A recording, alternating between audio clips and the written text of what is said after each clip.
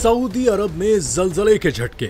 Saudi अरब में जुमे को जलजले के झटके महसूस किए गए, ताहम किसी किस्म के जानी या माली नुकसान की इत्तला नहीं मिली है। गैर मुल्की मीडिया रिपोर्ट के मुताबिक सऊदी अरब के मशरकी सूबे के करीब जुमे की अली सुबह खलीज अरब में जलजले के झटके महसूस किए गए, जिसकी रिएक्टर स्केल पर शिद्दत 4.4 रिकॉर्ड की गई। सऊदी जियोलॉजिकल सर्वे के तर्जुमान के मुताबिक जलजले का मरकज जबील शहर से 55 किलोमीटर दूर मशरिक में था। जलजले की गहराई का तायुन नहीं किया जा सका। जलजले की कमी गहराई की वजह से उसे मरकज के करीब उतनी ही शिद्दत के जलजले से ज्यादा शिद्दत से महसूस किया गया। हुक्काम का कहना है कि ये जलजला अरब टेक्टोनिक प्लेट्स और यूरेशियन प्लेट्स के आपस में टकराने के बायस आया।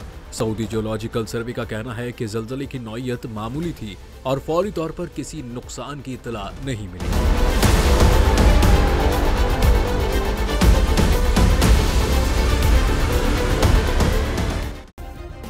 सब्सक्राइब करें और बेल दबाएं ताकि कोई खबर रह न जाए।